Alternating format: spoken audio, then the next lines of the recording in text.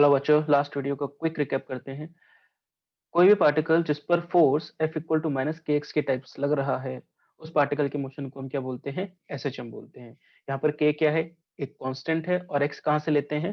From the equilibrium position और mean position. F क्या है? Restoring force. माइनस साइन क्या बताता है? Direction of the force. किधर की तरफ लगता है फोर्स? हमेशा टुवर्ड्स द मीन पोजीशन। इस इक्वेशन को सॉल्व करते हैं तो हमारे पास रिजल्ट क्या आता है? x is equal to a sin omega t plus five. यहाँ पर a क्या है? एम्पलीट्यूड। ओमेगा क्या है? Angular frequency. ओमेगा की वैल्यू क्या लिखी थी हमने? Under root k by m, या फिर 2 by t, where t is the time period of the SHM। और phi क्या बता रहा है आपको? phi is the initial phase angle। Initial phase angle क्या होता है? ये बताता है आपको कि पार्टिकल ने चलना कहां से शुरू किया था। भाई आपके पास स्प्रिंग मास सिस्टम है, स्प्रिंग मास सिस्टम में आपने टाइम कब से शुरू किया? टाइम t इक्वल टू 0 किसको असाइन किया? जरूरी थोड़ी है कि मीन पोजीशन पे ही आप टाइम t इक्वल टू 0 बोलो। आपने किसी और पोजीशन को बोल दिया तो वो आपको पाई बताएगा। ठीक है, चलो जो पिछली बार हमने एग्जांपल लिया था उसी को दोबारा देख लेते हैं। देखो, हमारे पास एक स्प्रिंग मास सिस्टम है जिसका स्प्रिंग कांस्टेंट है k, लेंथ है नेचुरल लेंथ l, ये उसकी मीन पोजीशन, ये उसकी एक्सट्रीम पोजीशन जहां पे जाके वो रुक जाएगा, और किसी भी x नॉट पर वो v वेलोसिटी से जा रहा है। राइट, अब हमने टाइम t की वैल्यू 0 यहीं पर रखी, तो इक्वेशन देखो, x is equal to a sin omega t plus five, और t की वैल्यू 0 प्लस फाइव, x की वैल्यू क्या है? x naught. तो a sin फाइव, तो फाइव बताएगा ना आपको कि इनिशियल पोजीशन क्या थी, x नॉट की वैल्यू क्या है। राइट, तो five is the initial phase angle. Phase angle क्यों बोलते हैं वो हम अगले वीडियो में देखेंगे, जब हम इसको सर्कुलर मोशन से कनेक्ट करेंगे। ठीक, चलो, इन तीन इक्वेशन से x is equal to a sin omega t plus five, v equal to a omega cos omega t plus five, a equal to minus omega square a sin omega t plus five. देखो, इसको हम क्या लिख सकते हैं? a को minus omega square एक तरफ, a sin omega t plus five है x, इनिशियल रिलेशन जो था हमारा, करेक्ट। x के नीचे a लेके जाओ, v के नीचे a ओमेगा लेके जाओ, स्क्वायर करो, ऐड करो, क्या मिल जाएगा? x square by a square plus v square by a square omega square equal to 1, जो कि किसकी इक्वेशन है? एलिप्स की, करेक्ट। या फिर इसको हम रीअरेंज करें तो v इज इक्वल टू क्या लिख सकते हैं? Omega under root of a square minus x square. ये एक और फॉर्मूला हमने देखा था जो याद करना है। फिर इसके बाद v और a को हम सॉल्व करें तो क्या मिलेगा?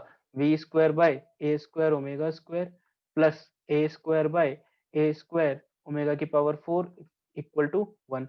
ये भी एलिप्स आ गया। तो इक्वेशंस हमारे पास क्या है? देखो,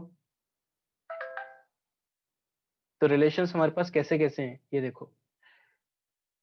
स्ट्रेट लाइन, ये तीनों साइनसोइडल, और लास्ट के दो एलिप्टिकल। हमारे पास ये हमने ग्राफ्स देखे थे, करेक्ट। हमने फाई के बारे में जान लिया, हमने टाइम पीरियड के बारे में जान लिया, ओमेगा के बारे में जान लिया। ए इज द एम्पलीट्यूड। एम्पलीट्यूड क्या होता है? It is the maximum distance travelled by the particle from the mean position. ठीक है, अच्छा, अब इसमें एक चीज और देखो कि अगर पार्टिकल, हम एक क्वेश्चन लेके चल रहे हैं कि A sine omega t plus five है, करेक्ट। तो इसमें एक्स की मैक्सिमम वैल्यू क्या है? ए। और एक्स की मिनिमम वैल्यू क्या है? Minus A, right. अच्छा, सिमिलरली वी देखो, A omega cos omega t plus five, तो यहाँ पर वी मैक्स क्या होगा? ए ओमेगा, और वी मिनिमम क्या होगा? Minus A omega. एक्सेलरेशन था minus A omega square sine omega t plus five, तो ए मैक्स क्या है? प्लस का ए ओमेगा स्क्वायर, और ए मिनिमम क्या है? Minus A omega square. तो यहाँ पे देखो, प्लस और माइनस तो हमें सिर्फ और सिर्फ डायरेक्शन बता रहा है, राइट। अब ये देखो, एक्सेलरेशन जीरो कब होगा?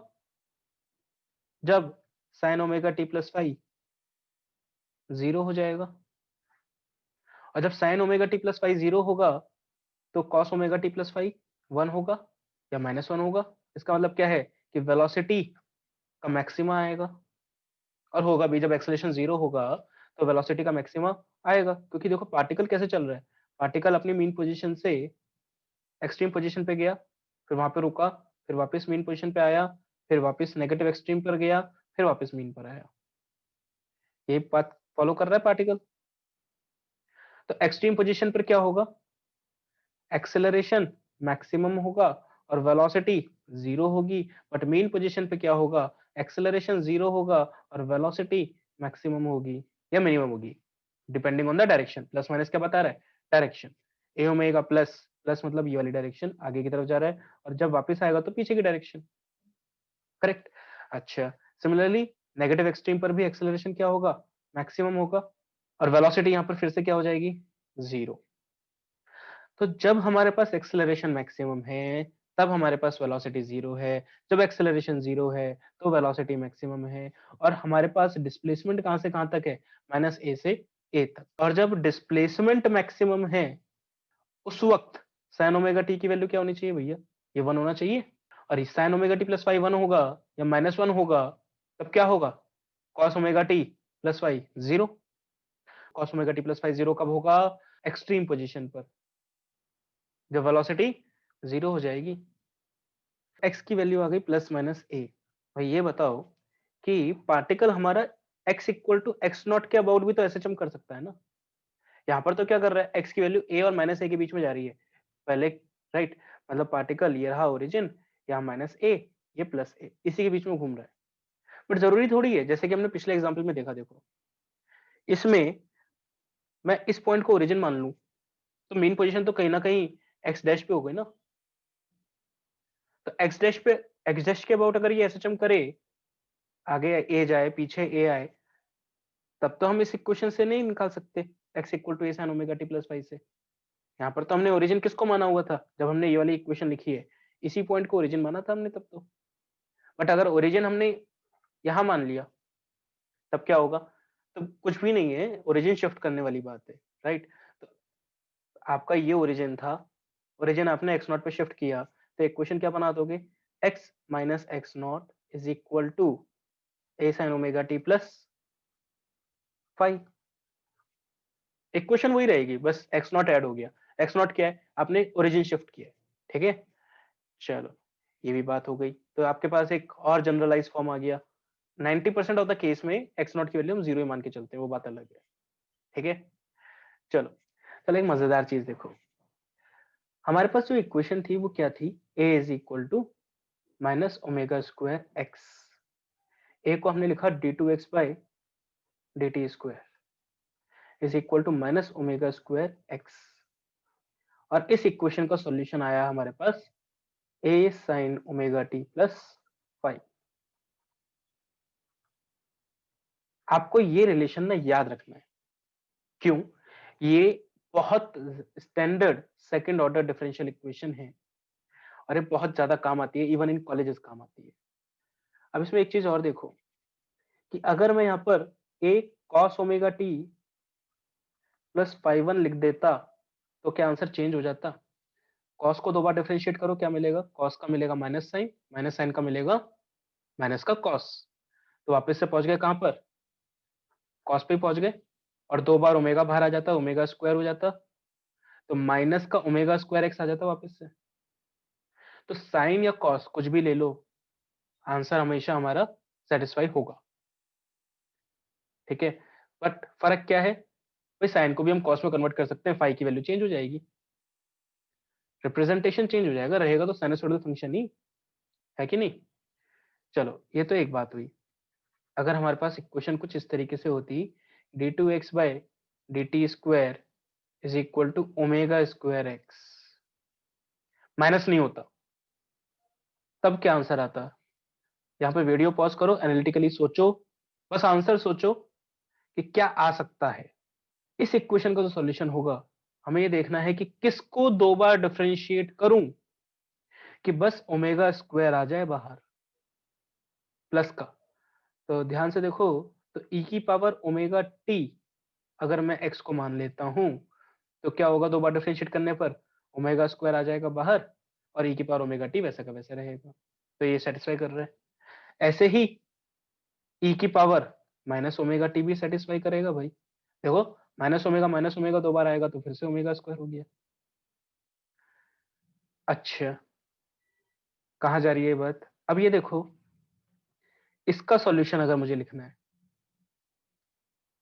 इसका सॉल्यूशन अगर मुझे लिखना है तो क्या मैं e की पावर ओमेगा टी की फॉर्म में लिख सकता हूँ कुछ? सोचो। इसको मैं क्या ऐसे लिख सकता हूँ कि x इज इक्वल टू ई की पावर आयोटा ओमेगा टी।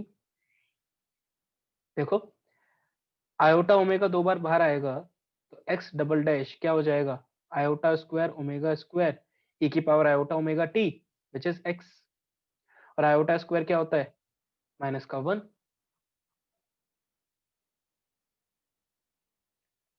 तो क्या ई की power iota omega T satisfy कर रहा है? एक मिनट, अभी और देखो और देखो और देखो।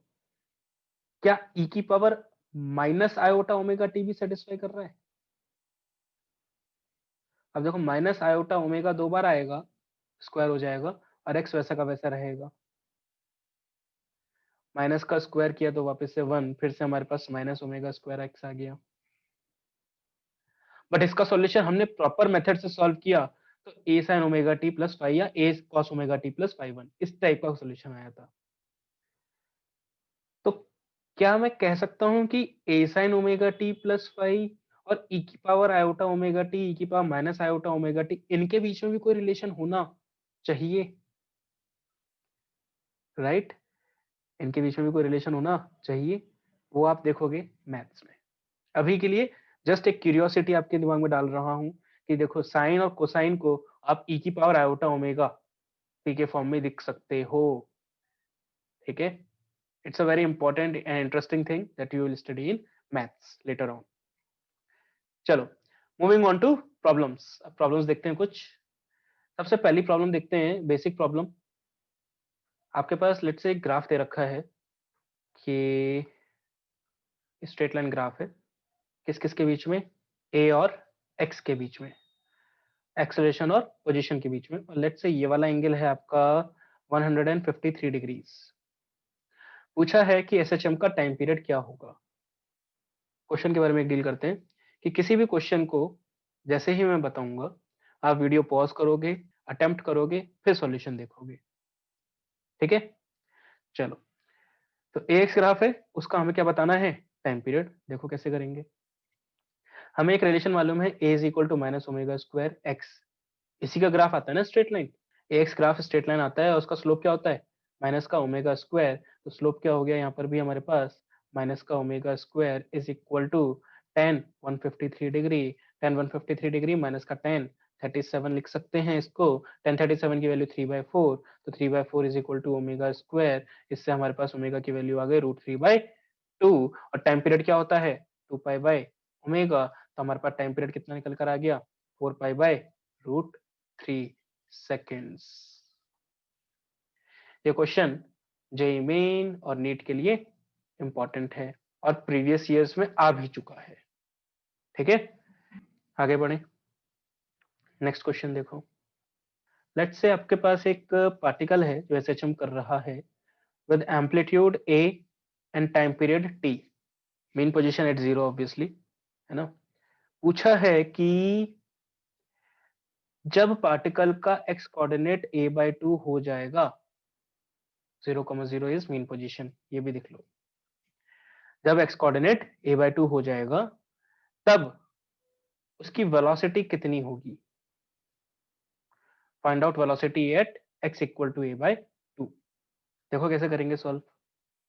हमें मालूम है v इज इक्वल टू क्या होता है? Omega under root of A square minus x square.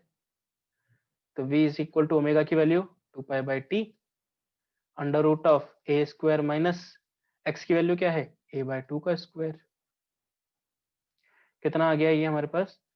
2π/t A square minus a/2 का square, 3a² / 4, that is 2π/t √3/2 cancel out हो गया, √3πa/t। ये आपके पास वेलोसिटी आ गई। लेट्स से आपको वेलोसिटी मैक्सिमम दे रखी थी v नॉट। इसी क्वेश्चन में थोड़ा सा ऐड करते हैं कि वेलोसिटी मैक्सिमम लेट्स से आपको दे रखी है v नॉट। मैक्सिमम वेलोसिटी क्या होती है? Omega A. मैं इसके टर्म्स में निकालना चाह रहा हूँ, v नॉट के टर्म्स में वेलोसिटी को निकालना चाह रहा हूँ। तो ओमेगा की वैल्यू तो 2π/t इंटू ए, ये वी नॉट है।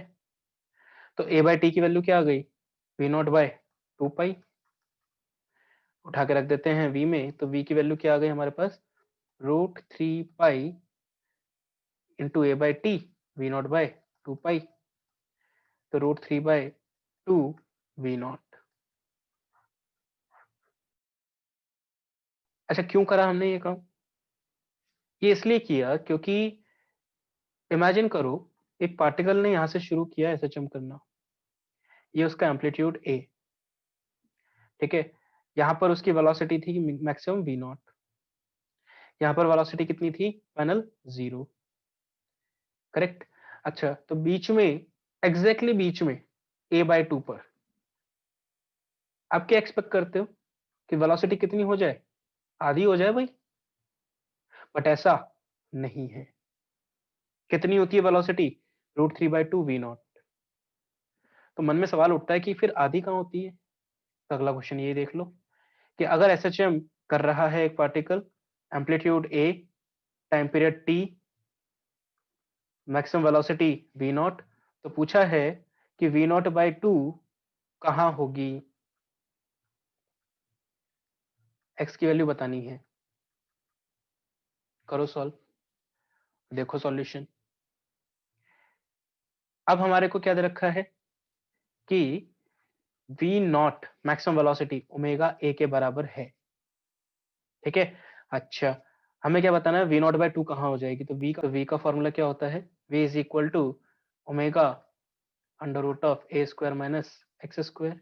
v की वैल्यू क्या है, v0/2, या फिर omega a/2 is equal to omega under root of A square minus x square. Omega से ओमेगा कैंसिल, दोनों तरफ स्क्वायर किया, a²/4 is equal to a² minus x square. यहाँ से x की वैल्यू आ गई √3a/2। तो कहीं अगर पार्टिकल एसएचएम कर रहा है, this is mean position, this is extreme position, तो यहां से कितनी दूरी पर जाकर उसकी वेलोसिटी आधी होगी, √3a/2, ठीक है। चलो moving on to next question, क्या लिया जाए। अच्छा देखो, कई बार हम राइड्स पे जाते हैं, झूलों पे जाते हैं, राइट। तो ऐसे कई झूले होते हैं जिसमें हमारे पास एकदम से ऊपर से नीचे, एकदम बहुत तेजी से नीचे आता है झूला, राइट। उसमें हमें एकदम से फील होता है as if we are losing the contact from the झूला। तो ऐसा एक प्लेटफॉर्म है, लेट्स से, ठीक है, ये कर रहा है एसएचएम, इसके ऊपर रखा हुआ है एक ब्लॉक ए, ये प्लेटफॉर्म कर रहा है एसएचएम। ये यहां से, ये इसकी मीन पोजीशन ले लेते हैं, यहां से ये ऊपर भी जाएगा ए और नीचे भी आएगा ए। एम्पलीट्यूड है इसका 10 सेंटीमीटर, लेट से, ब्लॉक का नाम बदल देते हैं, बी कर देते हैं, ठीक है। प्लेटफॉर्म कर रहा है 10 सेंटीमीटर एम्पलीट्यूड का एसएचएम, ठीक। अच्छा, पूछा है कि इसका मिनिमम टाइम पीरियड क्या रखा जाए such that block be never loses contact with platform. Minimum time period क्या रखा जाए ऑसिलेशन का, such that block does not lose contact from the platform at any point of time. करो solve और देखो सॉल्यूशन। देखो, पहले तो ये इमेजिन करना जरूरी है कि हमारे पास इस प्लेटफॉर्म की 3 positions, mean position, extreme positions, तीनों में से कहां पर इसका कांटेक्ट लूज होने के चांसेस मैक्सिमम है। तो ये आपकी मीन पोजीशन, ये एक एक्सट्रीम पोजीशन नीचे वाली, और ऊपर वाली दूसरी एक्सट्रीम पोजीशन। अब देखो, नीचे वाली एक्सट्रीम पोजीशन पर जो प्लेटफॉर्म का एक्सीलरेशन होगा वो कहां होगा, नीचे या ऊपर, ऊपर के डायरेक्शन में। मीन पोजीशन की तरफ होता है एक्सीलरेशन हमेशा भाई, कितना, ओमेगा² ए। अच्छा, प्लेटफॉर्म ऊपर जाना चाह रहा है तो ब्लॉक का एक्सीलरेशन भी क्या होगा, ऊपर की तरफ। ब्लॉक पे लगने वाले फोर्सेस नीचे की तरफ mg, ऊपर की तरफ नॉर्मल रिएक्शन। तो नॉर्मल रिएक्शन बढ़ेगा या कम होगा, डेफिनेटली बढ़ जाएगा। तभी तो ऊपर एक्सेलरेशन आएगा। मीन पोजीशन पर कोई एक्सेलरेशन नहीं है, तो नॉर्मल रिएक्शन और mg बराबर हो जाएंगे। टॉप मोस्ट पोजीशन पर नॉर्मल रिएक्शन, नीचे mg, नॉर्मल रिएक्शन नीचे mg, और एक्सेलरेशन इसका नीचे की तरफ होगा ओमेगा स्क्वायर a, नीचे की तरफ होगा ओमेगा स्क्वायर a। क्या अब नॉर्मल रिएक्शन कम होगा बढ़ेगा mg से? डेफिनेट सी बात है, एक क्वेश्चन बनाओगे तो क्या बनाओगे, mg minus n equal to block का मास इनटू एक्सेलरेशन, ये बनेगी इक्वेशन। तो n की वैल्यू क्या करनी है आपको, 0, मतलब टॉप मोस्ट पॉइंट पर सबसे ज्यादा चांसेस हैं किसके, कांटेक्ट छूटने के। और हम क्या चाह रहे हैं, कांटेक्ट कभी ना छूटे। तो अगर टॉप मोस्ट पॉइंट पर कांटेक्ट नहीं छूटा तो फिर कहीं भी नहीं छूटेगा, राइट। तो हम टॉप मोस्ट पॉइंट पे कंडीशन निकालते हैं कि कांटेक्ट कब छूट सकता है। तो टॉप मोस्ट पॉइंट पर अगर देखा जाए तो ब्लॉक का एक्सेलरेशन मैक्सिमम कितना हो सकता है, ए मैक्सिमम कितना हो सकता है ब्लॉक का, जी फ्री फॉल कर जाए ज्यादा से ज्यादा, है ना। और ये किसके बराबर हो जाए, ओमेगा स्क्वायर ए के, लिमिटिंग कंडीशन। हम क्या चाहते हैं कि ब्लॉक का एक्सेलरेशन जी या जी से कम रहे, ओमेगा स्क्वायर ए की वैल्यू जी या जी से कम रहे, तो हमारे पास कंडीशन सेटिस्फाइड रहेगी और ये ब्लॉक कभी भी कांटेक्ट लूज नहीं करेगा। तो ओमेगा की वैल्यू क्या होनी चाहिए, omega should be less than under root of g by A, g की वैल्यू 10, ए की वैल्यू 10, 10 सेंटीमीटर, यूनिट चेंज करना नहीं भूलना है। तो 10/0.1 मीटर्स में रखोगे क्या आ जाएगा, 10 रेडियन पर सेकेंड। ओमेगा की वैल्यू क्या आ गई, omega should be less then 10 radian पर सेकेंड, और ओमेगा क्या होता है 2π/t, 2π/t should be less then 10, 5, तो t should be greater than π/5। तो मिनिमम टाइम पीरियड कितना हो कि ब्लॉक कभी कांटेक्ट लूज ना करे, आंसर इज π/5 सेकेंड्स, करेक्ट। ये वाला question JEE main again NEET में आ रखा है, ठीक है, ऐसे क्वेश्चंस आते रहते हैं। Moving on, next question. अब बात करते हैं काइनेमेटिक्स की, ठीक है, थोड़ी सी काइनेमेटिक्स की बात करते हैं। हमसे बोला गया है कि एक पार्टिकल है जो एसएचएम कर रहा है with amplitude a, time period T, ठीक है। पूछा है फाइंड एवरेज वेलोसिटी इन one time period. Video pause करो, सोचो, बताओ आंसर क्या आएगा, 0। क्यों क्यों क्यों क्यों क्यों, क्योंकि जहां से स्टार्ट किया एक टाइम के बाद, एक टाइम पीरियड के बाद वो वापस से सेम पोजीशन पे पहुंच गया।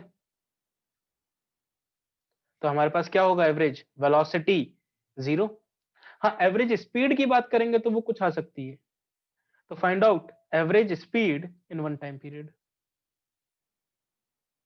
देखो, average speed in one time period, particle हमारा कहां से कहां चला, मीन पोजीशन से एक्सट्रीम पोजीशन, एक्सट्रीम से मीन पोजीशन, मीन से वापस एक्सट्रीम पोजीशन, फिर एक्सट्रीम से वापस से मीन पोजीशन।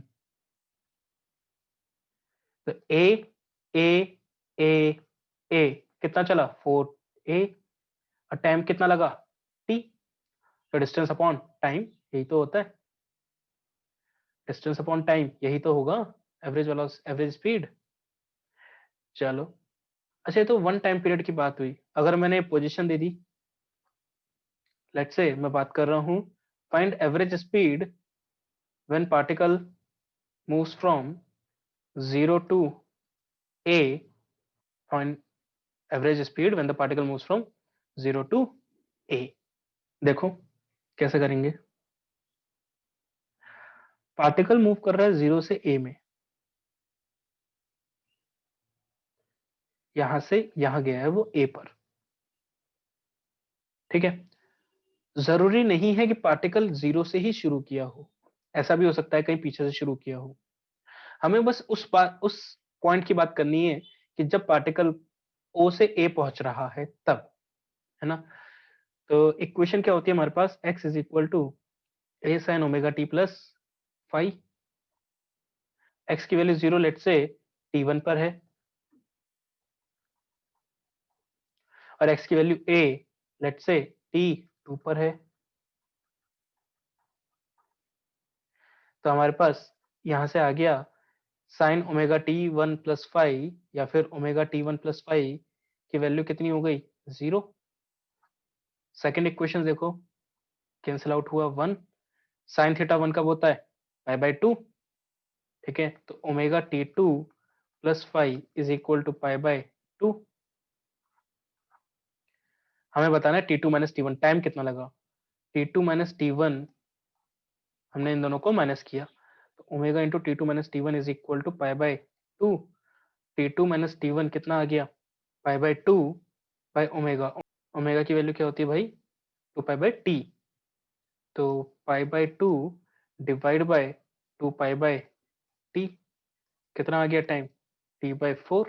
Correct, t/4। तो डिस्टेंस हमें पता है और टाइम हमें पता है, तो हमारे पास एवरेज स्पीड कितनी आ गई, distance a divide by t/4। फिर से सेम आंसर। बेसिकली हम क्या पढ़ने वाले हैं नेक्स्ट वीडियो में कि एसएचएम को हम ना 4 पार्ट्स में तोड़ देंगे, 0 टू a, फिर a टू 0, फिर 0 to minus a and minus a to 0, और चारों सिमिलर होते हैं। ठीक है, वो देखेंगे हम नेक्स्ट वीडियो में जब हम सर्कुलर मोशन से कंपेयर करेंगे किसको, इसी मोशन को। अगला एग्जांपल देखो, amplitude a, time period t, और let's say particle starts from origin and moves in positive direction positive x direction। ठीक है, तो पूछा है कि एवरेज स्पीड क्या होगी when particle reaches a/2 for the first time। एक पार्टिकल स्टार्ट किया कहां से, ओरिजिन से, कहां मूव कर रहा है, पॉजिटिव एक्स डायरेक्शन में। वो a/2 तक जब पहुंचेगा तब उसकी एवरेज स्पीड क्या होगी। पॉज करो, सॉल्व करो और देखो सॉल्यूशन। सबसे पहली चीज हमें क्या करनी है कि भाई x is equal to a sine omega t plus five. Equation तो हमारे पास ये रहेगी, है ना। x की वैल्यू 0 थी t इक्वल टू 0 पर, साइन फाइव, t की वैल्यू 0 पर, x की वैल्यू 0 थी, हमने वो रख दिया इसमें। तो अब फाइव की वैल्यू क्या हो सकती है, 0 हो सकती है, या फिर पाई भी तो हो सकती है। कौन सी वैल्यू लेंगे, 0 या पाई। देखो कैसे इस चीज को कैसे डिसाइड करते हैं, देखो इसको डिफरेंशिएट करो, आपके पास क्या आएगी, velocity a omega cos omega t plus five. और देखो क्या बोला है, मूव्स इन पॉजिटिव डायरेक्शन, मतलब t इक्वल टू 0 पर वेलोसिटी शुड बी पॉजिटिव। तो v at t equal to 0 क्या है, a omega cos five. Five की वैल्यू 0 पर v equal to a omega, और फाइव की वैल्यू पाई पर v की value minus a omega. Velocity कैसी होनी चाहिए, पॉजिटिव। तो फाइव की कौन सी वैल्यू हम एक्सेप्ट करेंगे, 0, और कौन सी वैल्यू रिजेक्ट करेंगे, पाई। ठीक है, ऐसे आप डिसाइड कर सकते हो कि हमें फाइव की वैल्यू क्या लेनी है। देखो, तो हमारे पास इक्वेशन क्या आ गई, x is equal to a sine omega t. अब t इक्वल टू 0 पर तो वो x इक्वल टू 0 पर है, a/2 पे कब पहुंचेगा भाई, a साइन ओमेगा t1। तो 1/2 साइन क्या हो जाएगा हमारे पास, 1/2 का मतलब π/6। तो omega t1 equal to π/6, omega की वैल्यू 2π/t t1। तो यहाँ से हमारे पास T1 की वैल्यू क्या आ गई, पाई से pi cancel, capital T/12, T/12। Distance पता है, टाइम पता है, तो एवरेज स्पीड कितनी आ गई, distance is a/2 divide by T/12, कितना आ गया 6a/t। आंसर क्या आ गया 6a/t। अच्छा, हमने एसएचएम में 0 से a/2 की बात कर ली, 0 से a की बात कर ली, a/2 से a की भी बात कर लेते हैं। अगला question same, a t starts from origin moving in positive direction।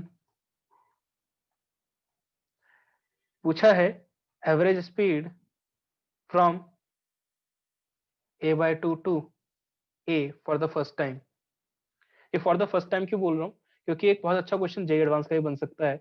उसके बारे में हम चर्चा करेंगे जब हम सर्कुलर मोशन से इसको रिलेट कर देंगे उसके बाद, क्योंकि फिर हम ये सारे क्वेश्चंस ओरली करना शुरू करेंगे। अगले वीडियो में ये सारे क्वेश्चंस ओरली करेंगे, ठीक है।